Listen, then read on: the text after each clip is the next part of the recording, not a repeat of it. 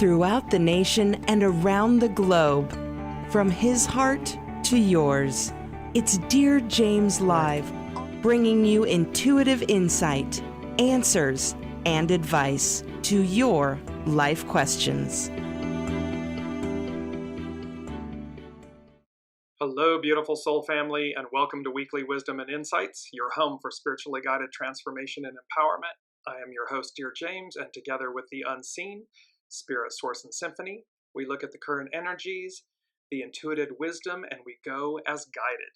And we have beautiful energies, and they're a bit of a combination. There's this powerful energies at this moment, and then we're building up to something that's going to occur next Monday on the 15th. But not to bury the lead, let's stay with the current energies. Welcome, Olivia. Welcome, Alicia.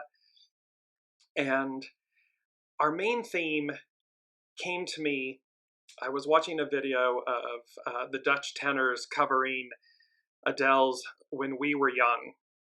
And they got to a point in the song where they kept repeating When We Were Young. And it was about that time that, you know, the universe, the unseen, kind of went, wow. And I was like, yeah. Okay, that's the main theme. So let me just bring up our image of the main theme. And I can put my specs on. There we go. I can see what I'm doing. And there we are. And so what the unseen is saying to all of us in this moment and these powerful energies is this feeling of nostalgia of when we were young. And you can see in the image, it's a little teddy bear looking out with a kind of a rain-soaked glass window with these glistening hearts out beyond. And it's reminding us, welcome Ava, and it's reminding all of us at this moment, and we're going to see as well because Venus is playing a huge role this week, but in the greater aspect, the greater picture, the message is about when we look back to a time that we find nostalgia in, that we love, that we want to preserve and protect and maybe hold, stop time in. The unseen is saying to us through that moment of energy of innocence and youth and joy and love and happiness. It's not that we're meant to go back in time. However, we are meant to harness that energy, that feeling, that wisdom, that joy, the innocence of it in moving forward. Why? Because it's the first thing from the unseen, and they said, nostalgia, ... A better, greater time awaits, arrives. And yet there's this, and so we harness the power of nostalgia, of when we were young, of innocence, to know, to utilize that energy, to stay centered, to stay happy, to stay peaceful, to stay joyful. Because a better, greater time awaits, arrives. It's not about going back to recapture something or to relive it. It is about to harness that power moving forward. And it's like in the song by Adele, we were sad of getting old, it made us restless. It was just like a movie, it was just like a song when we were young. And so it pulls at our heartstrings, it tugs at our core, at our center. It reminds us of good times, of times that brought us joy. And the unseen is very powerfully, in this week where Venus plays a role, such a prominent role, is to remember that goodness, that nostalgia, that love to carry us forward. Not back, forward. Welcome, Deborah. And so let's beam into the main energies, well, actually the astrological influences, because here, as you see on the screen, it's all about Venus, Venus, Venus. And Venus is the Roman god of love and beauty. She heralds good fortune, abundance. She represents love, beauty, abundance, fertility, all of these beautiful things. And in the tarot, she's represented by the Empress. And as you see on the screen, the Empress, she's sitting on her throne. She has the heart, her symbol. She has this crown of 12 stars. She has the full globe illuminated, meaning she's all-knowing, river of life, all of this green abundance with the forest. She's pregnant, so she's bringing forth new life. She has the golden wheat at her feet and everything. Note the red slippers slipping out from underneath of her robe. And so in the tarot, Venus is the Empress. She's represented as the Empress. It's number 3. So it's representing the Trinity. So as we come back, though, to the astrological influences, on the 8th, Venus sextiles Uranus. Sextiles and trines are harmonious aspects. So here's Venus and Uranus. So the higher mind, so the goddess of love and beauty, and Uranus, the higher mind, the unexpected, the god of chaos, coming into harmony, working together. On the 11th, tomorrow of July, Venus trines Neptune and Venus enters Leo. So again, a sextile and a trine are harmonious aspects in astrology. So Venus and Neptune. She's sending a beam. Neptune speaks about the higher mind, the fantasy, the dreams, what we hope and wish for at its highest octave. And then it can represent illusion. But here's again the goddess of love and beauty, reminding us innocence when we were young. Our hopes, our dreams, our wishes, our desires for a better world, they're coming together. And then Venus enters Leo, the sign of Leo. And it was so interesting when I had Katy Perry's song Roar. And this whole sense of how the divine feminine entering Venus, entering Leo, the proud lion, and that when you look at the lyrics of the song, it's all about how I was kept down, I didn't use my voice, perhaps I was in the shadows and so forth. However, I'm going to roar. It's my time. And we've been speaking about this, how it's the divine feminine's time. It's the Aquarian age. It is the matriarchal era, and how the divine feminine is no longer oppressed, suppressed, absent a voice, not given a voice. She is taking her rightful place, the Empress. She is taking her rightful place of prominence, of authority, of governance, of equanimity, of love, of beauty. And she is on her throne, abundant, pregnant with opportunity, with abundance, with the fertility of what is to come. A better, greater time awaits and arrives. And she's harnessing both the power, but also the nostalgia.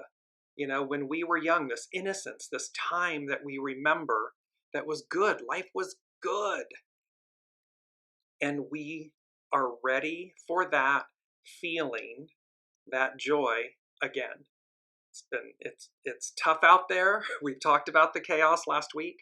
So it's just about moving through this, moving through with Venus in the lead. So let me go back here. And last but not least, on the 12th, so literally a day after Venus enters Leo, she opposes Pluto that's retrograde.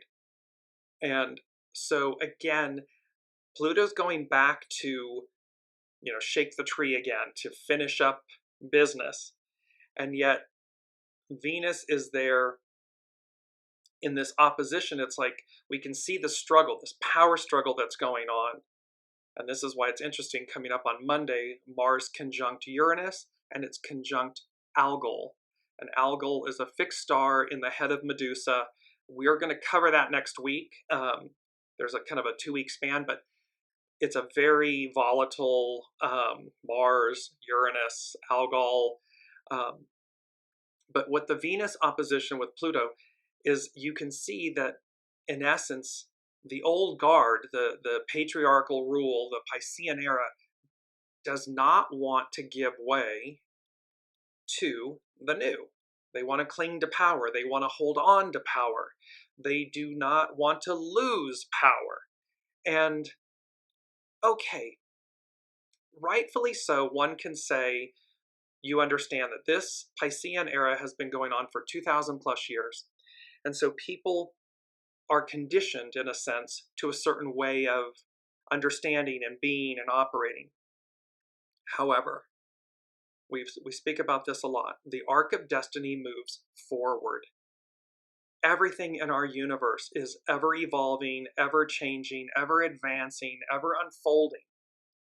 It doesn't, have we ever seen historically in our lifetimes of knowledge and wisdom and history where time went back, the unseen in the universe went and said, hey, wow, the 1950s were so great that we're going to go back and repeat it? No, of course not. The arc of destiny moves forward. And so here, where it's Venus, Venus, Venus, representing the divine feminine, matriarchal era and rule, Aquarian era, she's both walking hand in hand with other heavy hitters, and at the same time bumping up against the opposition to it. Now, we've talked a lot, and this image kept coming up over and over in the last few days. And it was this image, and I'm going to put it up on the screen, of this train. It's that train station, the old train is coming in. And what you see on the screen is a vintage train crossing a stone bridge. And ultimately what I've been seeing in my mind's eye is that this train on this bridge is suspended, like there's an abyss below it. And this is the train that's coming into the station that's ending. It represents the era that is ending. And in my mind's eye, what the unseen has been showing me is imagine all of these humans hanging by their fingertips, hanging by a thread from the outside of the windows. Outside of this train, vintage train, it's not a modern train, it's a vintage train, representing the past. And they're cleaving to the outside, they're hanging on by a thread, dangling over this bridge, over this expansive gorge. Now, directly to the right of it is the platform of the train. So on the left of this platform, the image I just described, the one you see on your screen, this vintage train, people are hanging on by a thread by their fingertips outside the windows, on this bridge, over this expansive gorge. And then you move and you look to the right, and you see the train that's leaving the station, that's departing. And everybody that's in the right-hand car, the right train, literally and figuratively, the right train, is absolutely peaceful, happy, joyful. They're going somewhere. They have anticipation and excitement, renewal, all of these things. They're excited about it. And then they're looking over, they just kind of glance over and look to the left. And the feeling is this awareness of, why are you doing that? Why are you cleaving to the past? Why are you hanging on by a thread? It's the end of the line. And there's kind of a bewilderment about, why are you doing that?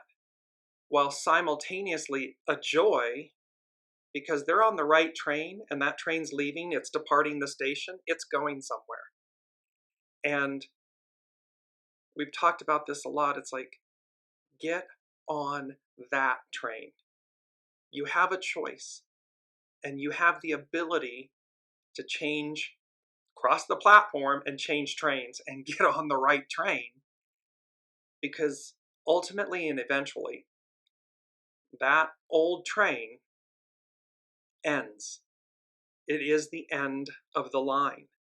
And just to bring up the image again, it's the end of the line. It's hanging on by a thread. And it's over an abyss, just like an endless, bottomless abyss.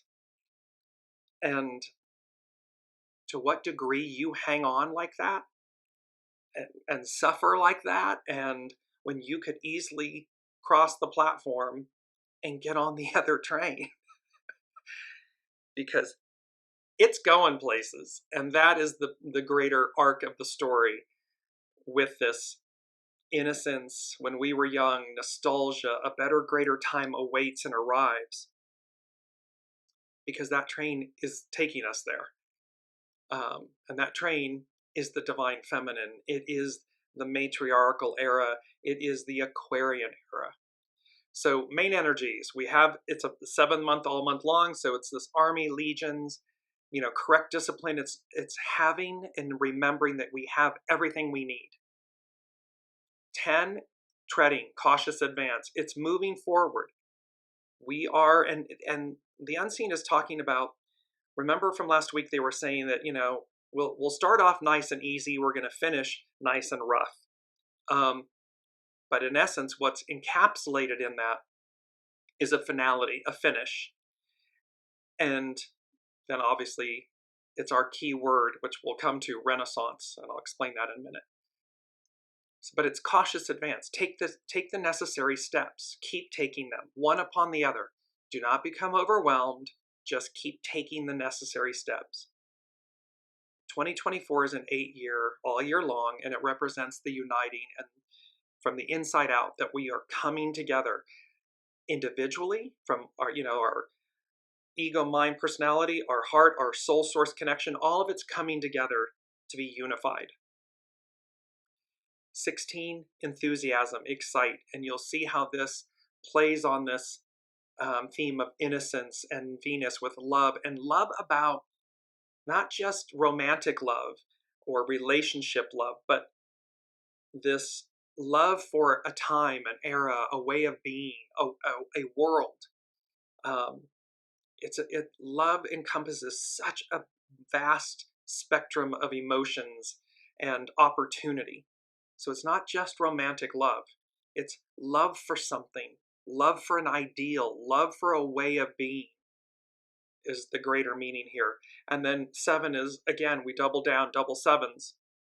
This army, legions, correct discipline. So knowing that we have everything we need, get on the right train, embark, take the steps, and harness the power of nostalgia for that, the way we were, when we were young, that innocence. Because don't forget too, at the pinnacle of the Piscean era, there's a sense of decades where we were in the flow of a really great time. We were not in chaos or conflict. Yes, it occurred, but not in the way that it is now, because the crescendo of the moment is louder, because we're at a place of a peaceful transfer of power, a place of transfer of power. And remember, for the world, that was demonstrated. The lack of peaceful transfer of power was demonstrated in the United States at the 2020 election. And so it's epitomizing what's taking place, because there is a handover from patriarchal to matriarchal, Piscean to Aquarian. And the ideal that America has always represented, democracy, this ideal, was this thing that we talk about when we were young. The ideal becomes the new reality. That's number 5 with the unseen this week. The ideal, and they've spoken about this a lot, the ideal. And what's the ideal? It's what we've been climbing and striving for, humanity. love, goodness, purity, sovereignty, freedom, equality. That's the ideal, this utopia. The ideal becomes the new reality. And it's number 5, it's an exclamation point. So they're really speaking, the unseen is really speaking to this fait accompli, that equanimity, everything that Venus and the Empress represents, the divine feminine represents. Nourishment, love, goodness, purity, sovereignty, freedom, abundance becomes the new reality. Period. End of story. Have a nice day. Doesn't get any better than this. Which is why they're saying nostalgia, a better, greater time awaits. It arrives. So let's take a look at the astrological chart. And this is for when Venus enters Leo. So here's the divine feminine entering the sign that epitomizes the divine masculine. And look at all of these, the blue kites, triangles, these are trines and sextiles, they're all harmonious aspects. And at the pinnacle, the upper points of the peak of the pyramids, if you will, on the right, it's the sun, our life force, and it's Venus. The sun is at 19 degrees Cancer, and Venus is at 0 degrees Leo. And if you go to the top of the chart, you see the moon, the symbol for the moon. It's also at the midheaven. You come down that line, you see Mars and Uranus. There's where Mars and Uranus are going to conjunct on Monday coming up. And then further down below at the blue, you see the symbol, the black symbol for Saturn, and just to its right is a blue symbol denoting Neptune. So there's all these harmonious blue aspects. And also to the far left in blue is the symbol for Pluto retrograde. Now, again, come Monday, a few days out, you're going to see how Venus will move from 0 degrees Leo to 1 degrees Leo, and she will be directly opposite 1 degrees Aquarius, where Pluto retrograde is. But the moral of this story, the beauty of it is that, again, here's Venus playing with all of these, leading, playing, standing her ground. Katy Perry, roar. We're going to roar. You're going to hear me roar. Because the divine feminine is back. The divine feminine is taking charge. And that's nothing to be afraid of. It's nothing to fear. We are all comprised of divine masculine and divine feminine. The problem, after 2,000 plus years of patriarchal Piscean rule, is that the divine masculine has gotten heavy-handed, way out of balance, way out of control. Because again, we want and we need a healthy ego-mind personality, a healthy Mars, a healthy patriarch. Absolutely need it. What we don't need is it oppressing, suppressing, diminishing, dividing, all of this stuff. It's all shadow. You know what? It's all shadow. And so, of course, there's fear, because here comes the divine feminine. And the Lady Jacqueline and I were just speaking yesterday. And this component of how just a divine feminine, a woman, can intimidate. She's just being her. And she can intimidate the masculine. It triggers their shadow. Well, equally, this equality, sovereignty, equality, triggers the patriarch shadow. Because they will no longer solely be in charge. And for the last 100-ish plus years, I mean, it's been a man's world. Maybe it's longer than that, 2,000 plus years of Piscean rule, but again, there was a transfer. There was that period where the Renaissance and the era where the troubadours, the courtly love, where the divine feminine was revered. They were equals. But there was a transition, and then it became that they became chattel and property and no voice and no vote and all of this, which meant that the divine masculine did a disservice to themselves because they diminished that aspect of themselves that was good, soft, kind, and not soft as in weak, but softer, soft. That, again, you didn't have to spill blood on a battlefield to win a war. You could use your mind and your intellect and your reason and your passion and compassion to equally win the day, find compromise. And that word compromise became a dirty word. In the US, it became a dirty word. And it should never compromise, collaboration, unity, coming together. That brings out the best in us, not the worst. And no, not everyone gets everything when we compromise. But you do walk away feeling seen, feeling heard, having come to common ground. And that is what the divine feminine does best.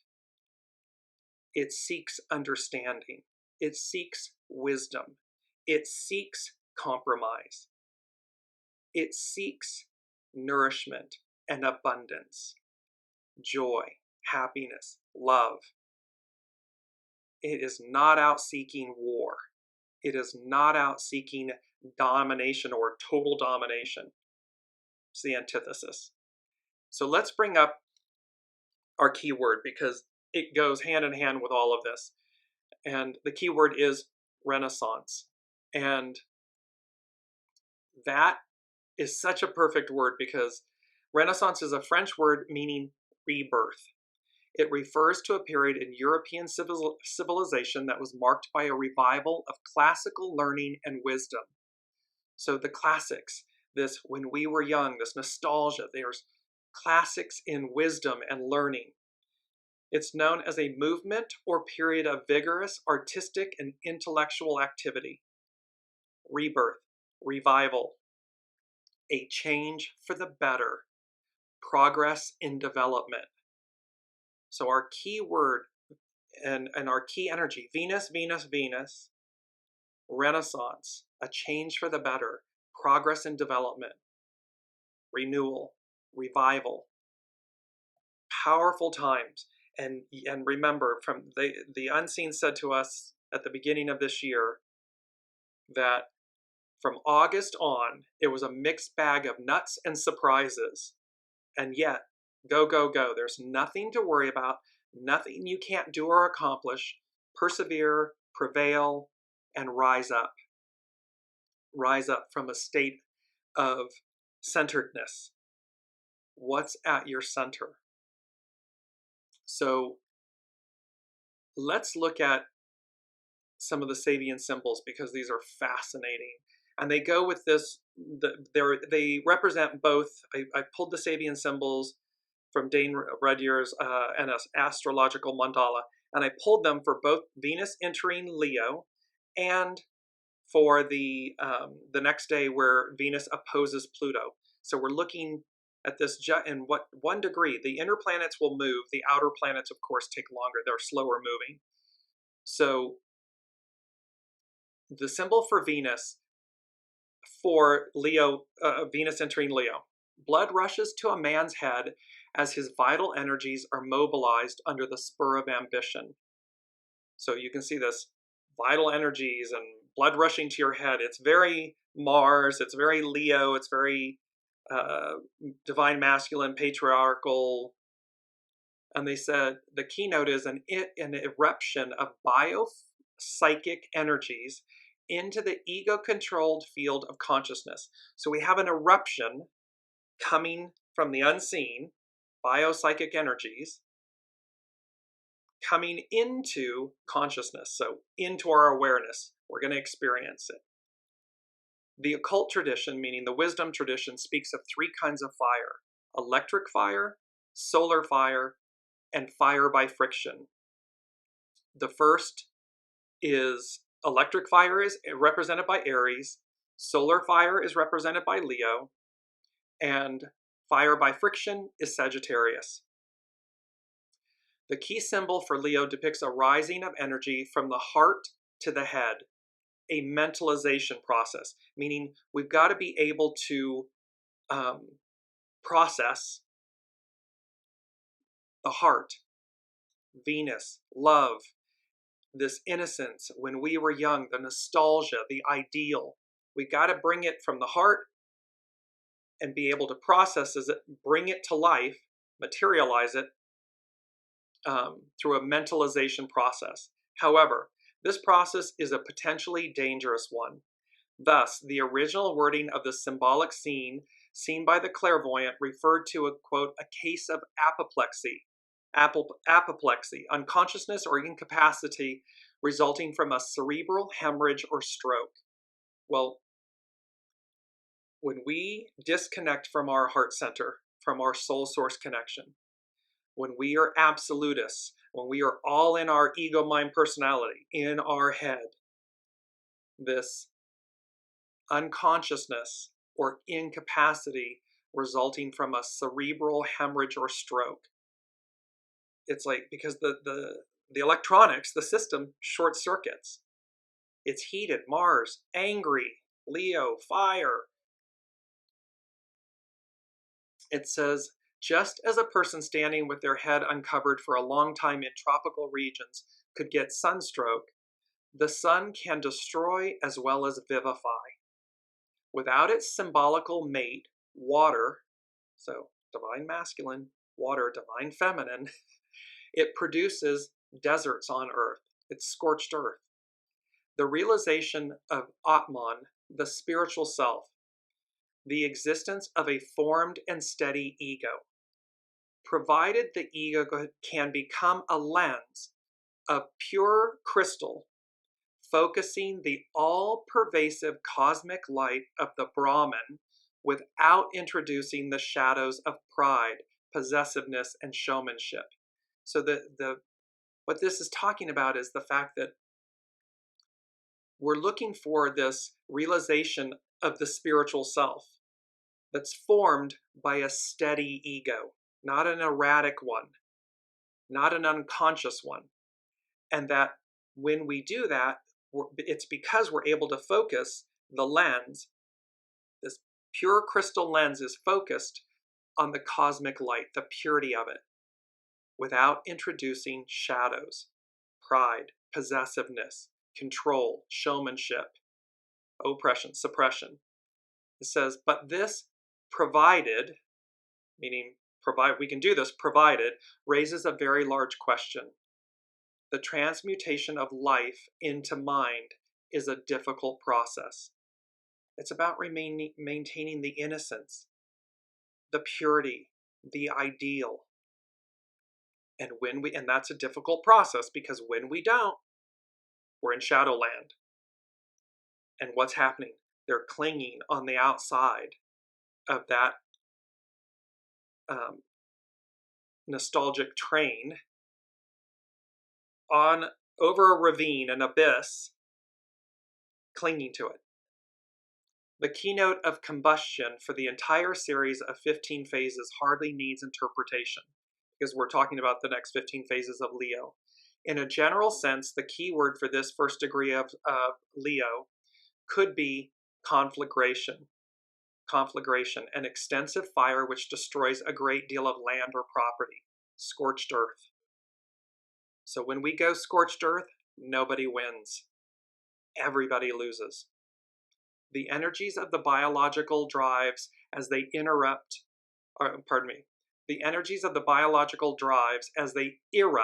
forcefully into the field of consciousness. Mars and Uranus conjunct, coming up on Monday. There's extreme heat happening. Mars and Uranus are in Taurus, an Earth sign, fixed Earth. So this is talking about the fact that this first symbol for Venus in Leo 1 degrees, she's entering Leo, is making us aware that these imbalanced energies may erupt forcefully into the field of consciousness, meaning, and we're seeing Hurricane Beryl. There's these heat, 128, set a new world record, 128 degrees in Death Valley in California. So fires, natural disasters, natural occurrences, as well as human consciousness. Because what's it pushing against? Divine Feminine, Aquarian Age, this peaceful transfer of power. Leo 2 is when Venus moves that 1 degree to be directly opposite Pluto, retrograde. An epidemic of the mumps, and this is a fascinating symbol. It says everything. So bear with me and pay attention really closely. An epidemic of the mumps. The keynote is the spreading power of individual crises through a collectivity. This symbol should be interpreted at 2 levels without evading the issues posed by its original wording. What does an epidemic imply, and why mumps? The broad meaning of an epidemic is that one individual, when infected by a certain type of disease, can spread the disease to a vast number of persons in their environment, and in some cases, all over the globe. So we can think in terms of COVID, AIDS, the mumps, measles, any type of, but it's one individual can infect the globe. In the preceding symbol, we were confronted with the individual crisis, and its dangerous possibilities for the individual were implied. Leo 1. So where the impurities, the shadow, can affect the individual. Now in this Leo 2nd degree, we're looking at how that one individual can infect the globe, all of humanity. Now we deal with a process that affects the entire society. This obviously points out that the whole of mankind is potentially affected by, and thus, consciously or not, cannot help being involved in the critical situations faced by any individual or special group of people. Why then an epidemic of mumps? A childhood disease is implied, but it may have very serious consequences for adult men who catch it, since it affects not only all lymphatic glands, the mumps infect the lymphatic glands, especially in the neck region, but also the testicles, the reproductive system of the male. If the sign Aries symbolizes birth as a natural organism on this earth, Leo represents, at least potentially, rebirth. So renaissance, rebirth. At the level of the conscious and mind-based individuality. Thus, in Leo, man and woman, in this sense, is as yet only a little child. One might say a would-be initiate, an infant in spirit. So here we are in our infantile stages, innocence, when we were young, nostalgia, rebirth. The relation of the mumps to the sexual glands is characteristic, for the entrance into the realm of the conscious and individualized mind can affect the sex force, either through overstimulation or irritation, or in terms of deliberate ascetic deprivation. This second stage symbol also provides a contrast with the first. What was an individual issue is now seen as a collective danger. Thus, we are dealing with the infectious spread of individual experiences. The unseen has been saying to us, We're drawing a line in the sand. You're being seen. You're being counted. What's at your center? What side of the line are you on? Are you hanging on by a thread on the end of the line train outside the window? And is your individual consciousness, mentality, absolutism spreading like an infectious disease? We have on the world stage in single individuals that speak to this dynamic, that are attempting to infect the whole with this dis-ease. Disease, but dis-ease. And this is particularly potent as it strikes at the heart of the reproductive system of the male. So it's going to the heart of the matter. Leo, lion, heart, male sexual reproductive system, the mumps. These are the analogies. The point is that it's going to the heart of that. Doesn't mean that women are excluded. It just means that it is heightened in the divine masculine. And again, who is it that is responsible for the transful peace, the peaceful transfer of power? The divine masculine. The divine masculine aspect of all of us. Not just males, but the divine aspect, the divine male aspect in all of us. We are to see that we are to responsibly, peacefully transfer the power of leadership of this era to the divine feminine in us. Soul source connection, divine feminine, lead with your soul, takes the lead. Ego, mind, personality, divine masculine, seeds, transfers, peacefully transfers the leadership role. And thus, we are being called to activate, to rise up with our divine feminine. Doesn't matter, male, female, transgender, gay, straight, black, white, blue, purple, it does not matter, because we have both within us. So the divine feminine rising, and we must all consciously allow and encourage and lead that the divine masculine within us seeds power. The divine feminine accepts the power, and we shift the balance. We shift the equilibrium. We shift into the new era, the way we go about living, leading, breathing, speaking, interacting. We shift. It is not one over the other. It is not killing one over the other or denying one over the other. It's bringing them into balance, into harmony. Pluto is at that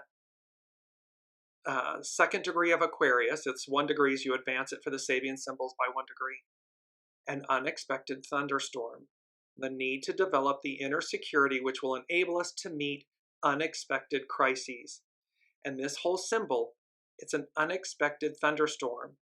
It could be given a very positive meaning in an arid environment, but the emphasis on unexpected tends to accent the sudden and dangerous character of the event.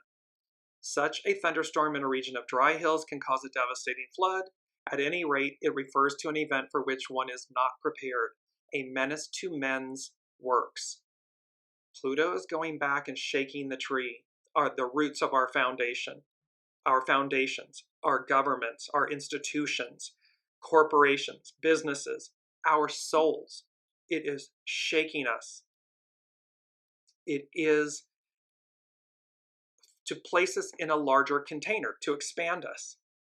Not to kill us, but to expand us, to advance us.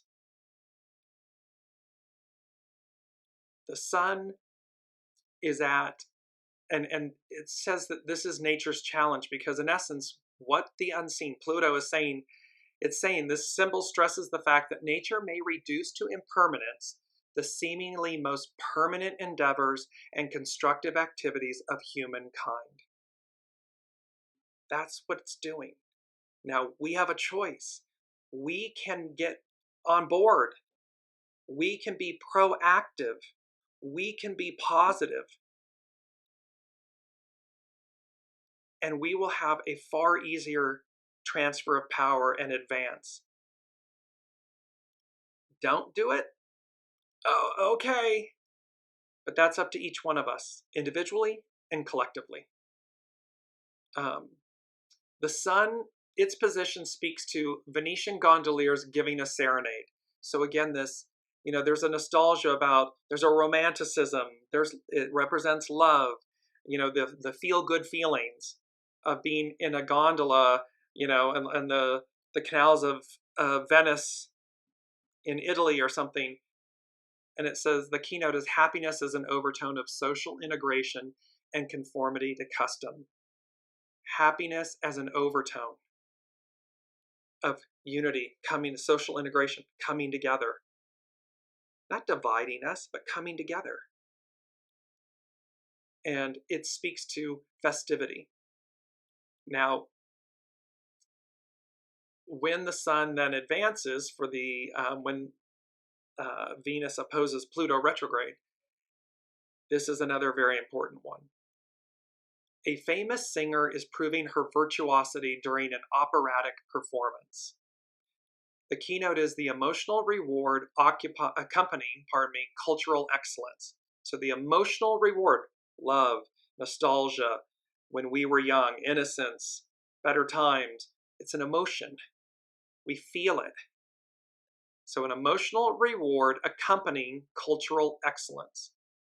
If anything represents the type of response that a well-developed society gives to the individual who successfully pours their energy into the skillful externalization of the great images of its culture, it is the opera.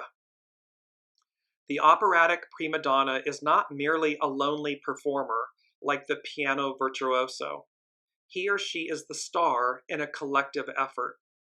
The opera is not only music, but a story, a mythos, which embodies some of the most basic images and emotions characterizing the culture that it gave birth to. It's what comes from our hearts, our souls, our passion, our compassion, our empathy. It's all of these things. Euro-American culture is indeed extolled or condemned by its operas and their lurid and tragic passions. It is interesting to compare the opera with the equivalent type of social performances and their topics in India, Java, or Tibet.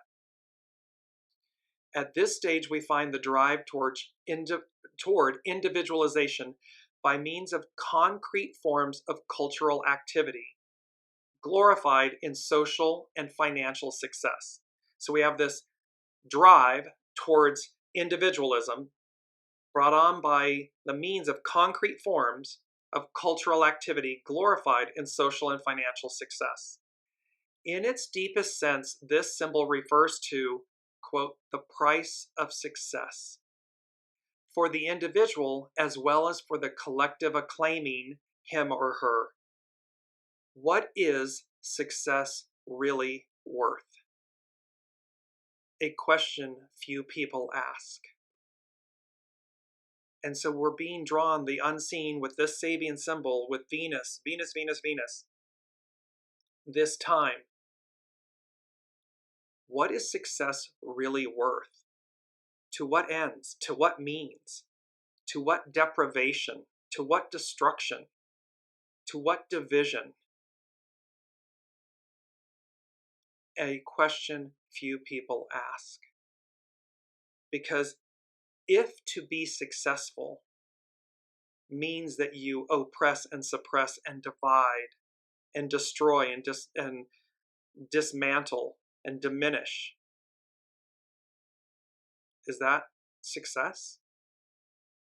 And if it is your definition of success, it's a dark one. So this Sabian symbol is very powerful. Mars, the symbol for Mars. An Indian warrior riding fiercely, human scalps hanging from his belt.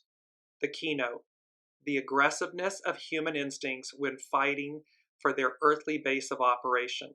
You see a lot of divine masculine in these symbols that were being Pluto retrograde, showing us the underbelly of the Piscean patriarchal 2000 plus year era. In the mythology of early America, the Indian represents, quote, the savage, close to nature and led by primordial instincts. Alas, our present century has revealed that under far less imperative circumstances, so-called civilized man is capable of far more cruel tortures and extermination. This symbol related to a fourth stage seems to imply, the fourth foundational, that violence and aggressiveness are basic components of human nature at the level of the emotions and of a deep-seated identification with a particular culture which insists on regarding men of other cultures as potential enemies. It's at the base. It's like it's the animalistic base, and we're buying in to a belief that, because it's emotion, it's deep-seated identity and emotion, that with a particular culture that insists on regarding humans of other cultures as potential enemies. What is being confirmed here is the value of a group of men's differences from other groups. Divide, division. They're your enemy. They're your problem. They're the reason you don't have something. It speaks to the least in us. We are still in the period of differentiation, and the need for a differentiation of human behavior and collective values is still very strong. At the emotional level, man apparently still must believe in violence for survival. Venus, Venus, Venus. Love, abundance, beauty, harmony, equanimity, opportunity. Are we a society that believes, or that is going to continue to believe, that our survival is based on violence, or is our survival based on love? Which is it? The second symbol, as when we advance the chart, when Venus opposes Pluto, a vast public park, the keynote, the cultivation of natural energies, for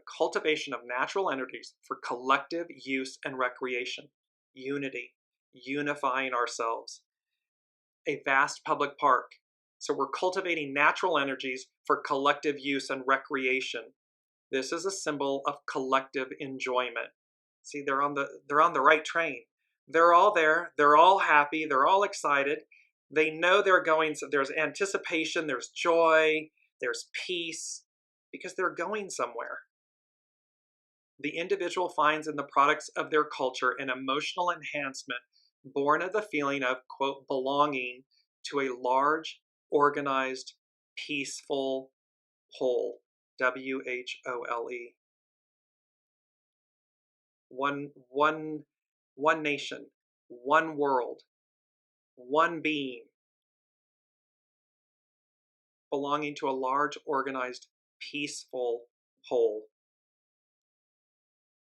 And how we collectively utilize this. The moon that reveals, represents the divine feminine, represents what's hidden, gets revealed. A boy with a censer serves the priest near the altar, the keynote, the first stage of actual participation in the great ritual of planetary evolution. This is the first act. This is where we make our choice. We choose to be on the right train. We choose unity. We choose love, innocence, when we were young, nostalgia, that feeling, that emotion, and we harness it to deliver ourselves. Whether we think of the ancient mysteries or of a Catholic Mass or of some still more transcendent ceremony in which great beings charged with planetary responsibilities are involved, we are dealing with a type of archetypal activity. The ritual is archetypal in that it represents, in however small a field of activity, a portion of the evolving structure of the cosmos. As this structure is understood in its sacred sense, it matters what we do. The choices you make, the words you use, the actions, the steps, they matter. Everything is purposeful. It's sacred. Every such activity is performed, quote, in the presence of God. Menial as it may be, it nevertheless acquires a sacred meaning. This stage brings us to the close of the first half of the cycle. The individual is educated, meaning led out into the world of transcendent activity, transparency, and its transcendent. The world of archetypal performance. They must learn to serve humbly and with intense attention, consciousness, in what is yet beyond their spiritual understanding. It's cheap and easy to be negative, to reside in the shadow, to diminish, destroy, oppress, suppress, demean. It's cheap, it's easy. So here it's saying they must learn to serve humbly and with intense attention in what is yet beyond their spiritual understanding. It may be outside of you, or it may be hard to show up in a more positive way. But do it. They learn to perform every action super personally, meaning through their soul source connection, anything's possible, everything's possible, and you're delivered, you're led, you're guided. It's true north. It will never not be true north. They learn to, quote, practice in the presence of God. There's a piece of scripture in Revelations that talks about that at the second coming and the presence of Master Jesus and so forth, that people run and hide in caves and all this other stuff. They learn to practice in the presence of God. You can't hide from the unseen, from Spirit, Source, Symphony, God, Allah, Buddha, all that is. You can't hide. It's a fool's errand. It's impossible. And what this is speaking to is transparency. It's speaking to the fact we're drawing a line in the sand. You're being seen. You're being counted. So practice in the presence of God. What you do, make sure it's the right thing. It's pure of it. The purity of intention is present. It's not shadow. It's not illicit in nature. Again, it's not hard. You just have to choose it. You just have to do it. And when we fall short, rebound. Own, atone, release, and move forward. But own it, atone for it, and then release it. Move forward. And we pick ourselves back up and we keep going. Last but not least, the final is for the moon when Venus opposes Pluto retrograde. A man watches his ideals taking a concrete form before his inner vision. The keynote, the need to visualize clearly one's dreams or ideals. The ideal becomes the new reality. The need to visualize clearly one's dreams or ideals to make them truly effectual. According to a French proverb, pardon me, what is well conceived can easily be formulated. The process of interior visualization can be quite essential except in the case of a creative individual who has become a totally pure channel for the descent of spiritual power, and a clear lens through which the archetype in the mind of man or God can be projected without distortion wherever needed. So remember, these two symbols, they're talking about how we come heart-based from the center, pardon me, this clear lens, and how when we visualize internally from this pure channel that is a descent of spiritual power, it is your soul source connection coming down through you. The archetype in the mind of man or God can be projected without distortion. If it's ego, mind, personality based, it's going to be distorted. It will most likely be distorted. However, when soul source connection, you hear it, you feel it, you hear it, it's a knowing, you receive it, it's going to be pure, and you're going to then harness your ego, mind, personality in service to that ideal or task, whatever it may be. In other cases, the creative act is less direct. A person projects into the world what he or she has seen reflected on the screen of their individualized consciousness. So in other words, ego, mind, personality, if I'm thinking it versus intuitively receiving it, it's a knowing, then we have a difference. It's the two differences, and we know that. So powerful Sabian symbols in concert with Venus, Venus, Venus. She is up front, center, leading the way. The second thing the unseen said was dream big. There you'll realize your greatest potential. So it's not about playing small. It's about rising up from your center, from your soul, and dream big. There you'll realize your greatest potential. Number 3 from the unseen is Love is in the Air. It's a song by John Paul Young. Pardon me. John means Yahweh is gracious. Graced. So the Hebrew God, pardon me, the Hebrew God, Yahweh, or graced by God. Paul, small, humble, and young, of or belonging to youth, youthful.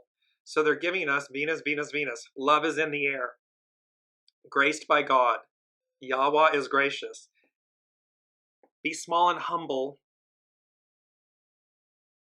and young, of or belonging to youth, youthful, innocence, nostalgia.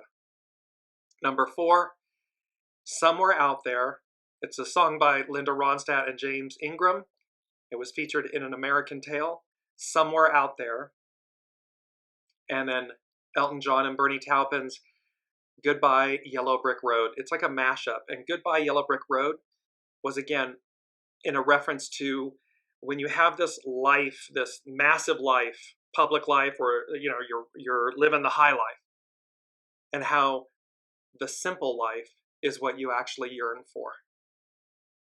And somewhere out there, love will see you through. That's the lyrics of the song. All of these will be posted on the Dearjames Facebook page show thread after the fact. But they're making a point here of somewhere out there, love will see you through, and somewhere out there, love is out there for you, will mirror back for you. And also this mashup of Goodbye Yellow Brick Road, that to what degree is success the driving factor? To what end? And then, again, last but not least was number 5, the ideal becomes the new reality. And they gave us 2 bonus tracks, not the lyrics, but just the title of the song by Aerosmith was Walk This Way. It's like, get on the right train, walk this way. and Katy Perry's Roar. So next week, we are going to dive deep into Mars conjunct Uranus, conjunct Algol. It's on Monday the 15th. There's a 2-week window, and we're going to cover more of this. But right now, what the unseen wants us to know and to harness is the innocence of when we were young. This beautiful, and here's the little teddy bear, the hearts floating out there, the love, the rain on the glass, and the lights of the cities, the light on that tower. Light, love, innocence, renaissance, purity. The ideal becomes the new reality. Can't wait to see you all. Be well and be kind with yourselves and with one another, and we will see you next week. You've been listening to Dear James Live. Gain intuitive insight, answers, and advice to your life questions and so much more by tuning in next week and visiting dearjames.com.